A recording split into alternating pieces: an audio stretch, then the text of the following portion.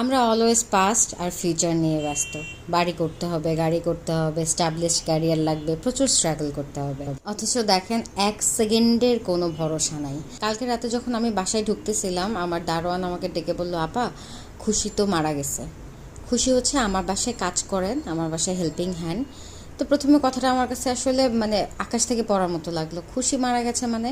খুশির বয়স ম্যাক্সিমাম 35 থেকে 38 বছর হবে। ওর একটা ছোট্ট ফুটেজ আমার এই ভিডিওতে আছে, আমি ইচ্ছা করেই রেখে দিয়েছি যে ওকে তো আর কখনো দেখতে পাবো না, ফুটেজটা থেকে যাক। তো ও ভালো মানুষ, সুস্থ মানুষ, হঠাৎ করে মারা গেছে মানে? ঘটনাটা ঘটেছিল আসলে একদিন আগে। খুশি হচ্ছে 16 তারিখ থেকে ছুটি নিয়েছে, মে মাসের 1 তারিখে এসে আবার জয়েন করবে, এমনটাই কথা ছিল। ও গেছে ওর বাড়িতে, ওর নাকে একটা পাইপ ঢুকানো হয়েছিল আগের অপারেশনে। সেই পাইপটাকে বের করার জন্য ও বাড়িতে গেছে অপারেশন করতে।